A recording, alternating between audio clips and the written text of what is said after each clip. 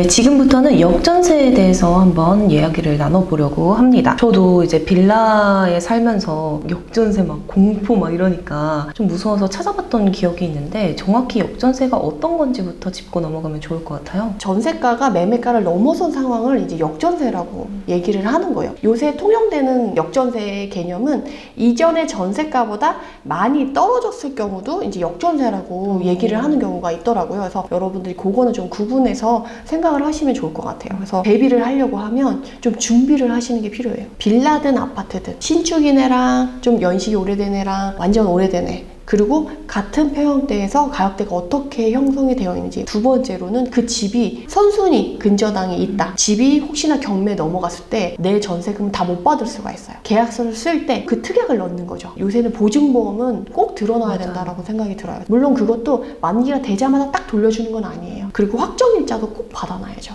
그런 것들을 좀 준비해 놓으시면 너무 좋을 것 같아요. 부동산 투자하는 사람들만 부동산 공부를 하시는 걸로 생각을 하시는데 임차인 분들이더라도 부동산 공부를 좀 하셨으면 좋겠다. 임차인 분들이 어떤 생각을 드냐면 나는 부동산 시장에 참여하는 사람이 아니라고 생각해요. 맞아요. 그렇지 않고 거주를 하냐의 방식만 선택할 수 있을 뿐 내가 시장 참여자를 안 할 수는 없어요. 최소한의 지식은 갖고 있어야지 여러분들이 손해를 안 보실 수 있어요. 올해 초였던 것 같아요. 금융위에서 보증금을 돌려주기 위해서 대출을 좀 완화했던 걸로 기억을 하거든요. 그게 뭐 효과가 전혀 없었던 걸까요? 처음에 나왔던 건 전세 사기 당하는 분들한테 무이자로 대출을 해주겠다라고 해가지고, 근데 그것도 전액을 해주는 건 아니에요. 문제는 전세 사기를 당한 사람들에 한해서만 적용이 되니까 전세 사기로 판정이 받기 전에 더 문제가 커지지 않게 하기 위해서 대출을 좀 완화하긴 했어요, 최근에. 여러분들 이것도 좀 중요한 것 같아요. 대출을 받을 때 그냥 대부분 대출을 어떻게 받는지 몰라서 그냥 은행에 가서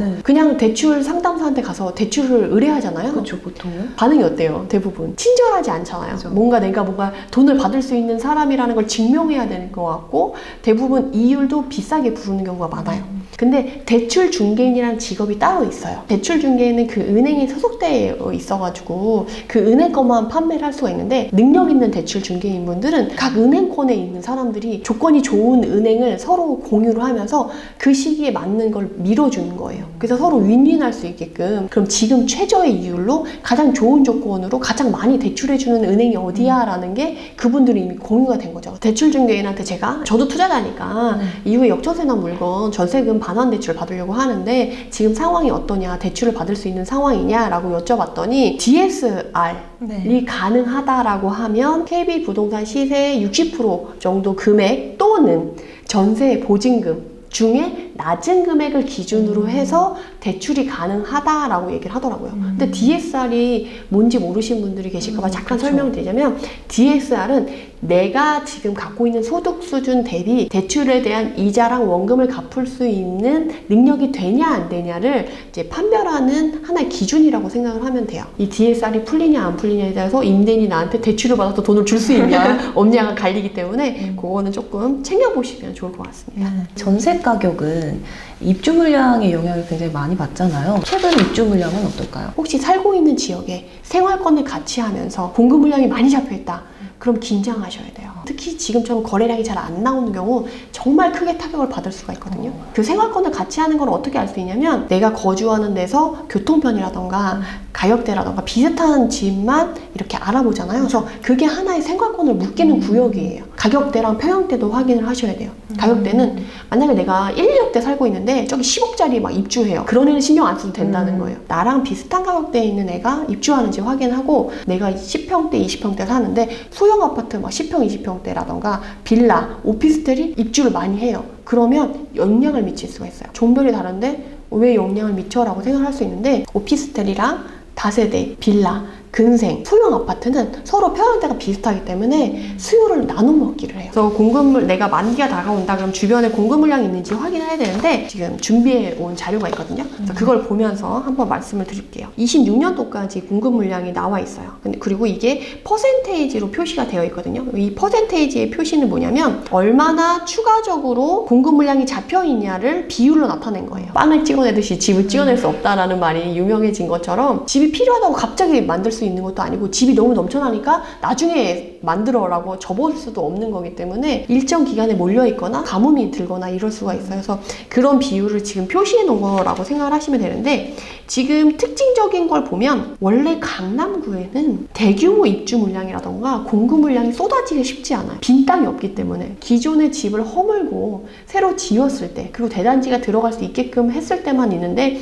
그 시기가 공교롭게도 지금이에요. 이런 강남 같은 경우는 대기 수요로 인해서 빠르게 그 물량이 소화돼서 회복될 수는 있지만 그걸 소화될 때까지는 시간이 걸리는 거예요. 그래서 강남 DH 뭐 어쩌고저쩌고 단지가 있는데 걔네가 6,000세대가 넘거든요. 입주를 하는 그 달에는 주변 전세가라던가 주변 단지의 매매가에 영향을 줄 수밖에 없겠죠. 그리고 강남, 서초, 송파, 강동구는 강남 4구로 불리면서 모든 사람들이 살고 싶어하는 지역이잖아요. 강동구에 24년, 25년에 공급 물량이 또 몰려 있어요. 이게 둔촌주공, 올림픽 파크포레온이 12,000세대가 이때 입주를 하는 거예요. 그래서 500%까지. 그렇죠. 신도시가 그냥 하나 생기는 거라고 생각을 하시면 되거든요. 그러다 보니까 주변에 영향을 안 끼칠 수가 없겠죠. 그래서 강동구 주변이라던가 송파까지 영향을 쭉 미쳐서 전세가를 흔들 수 있는 그런 걸 봐서 만기 때 묵시적 갱신이 되지 않게 여러분들이 챙기는 게 좋아요.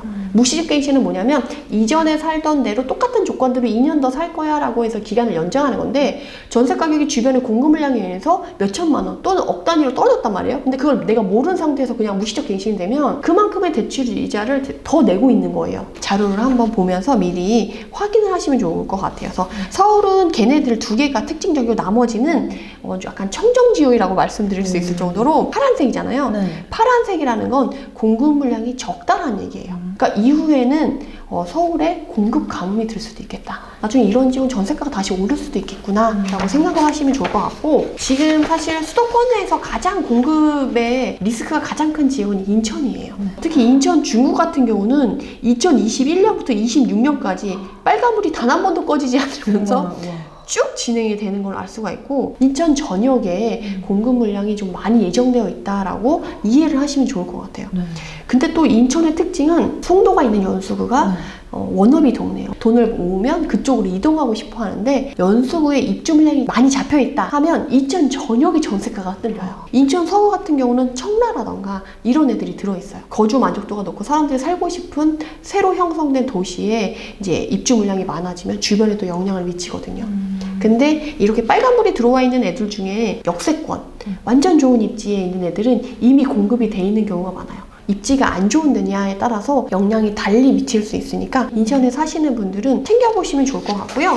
그 다음에 이제 경기도로 넘어가면 경기도에 빨간불이 유독 눈에 들어오는 지역이 하나 보이시죠? 아니 어떻게 이럴 수가 있죠? 평택이 전부 다 빨간색이네요? 왜냐하면 평택은 지금 고덕신도시를 개발 중에 있어서 그래요. 고덕신도시가 1단계, 2단계, 3단계로 나눠져서 공급이 될 거예요. 입지가 좋은 애들은 이미 개발이 된 거죠. 그래서 걔네들보다는 입지가 좀 떨어질 수 있지만 그래도 그 신도시 자체가 개발되는 거기 때문에 꾸준히 공급 물량이 쏟아질 수는 있겠다. 내가 만약에 평택에 내 집 마련을 고민하고 있는 사람이다 그러면 이렇게 입주 물량이 많을 때 기회가 될 수도 있어요. 입주 물량이 계속 있으니까 전세가가 낮게 형성되는 거예요. 높게 올라올 수가 없는 거예요. 평택에 삼성이 있잖아요. 삼성에 출퇴근하는 사람이다. 그럼 거기에 내 집 마련하면 좋잖아요.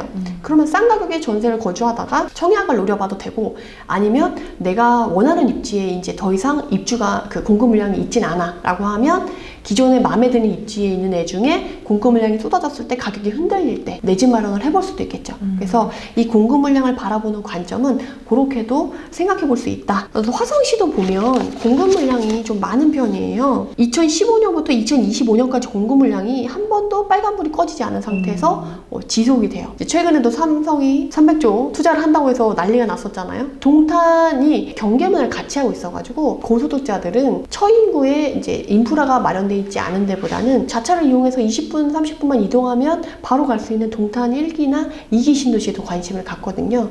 근데 이 동탄 1기 신도시, 2기 신도시도 이미 입지가 좋은 데는 이미 다 단지가 새로 들어섰고, 이후에 공급되는 단지들은 인프라가 좀 떨어지고 생활권이 좀 좋지 않은 데로 공급 물량이 좀 예정되어 있어가지고 오히려 하락장에서는 가치 있고 입지 좋은 거를 싸게 사는 게 여러분들한테 유리할 수 있거든요. 그래서 공급 물량을 활용하거나 아니면 내가 전세 만기 다가온다 그러면 내 주변에 공급 물량이 많이 잡혀 있는지 전체적으로 한번 확인을 해보시고 준비를 하시면 좋을 것 같습니다.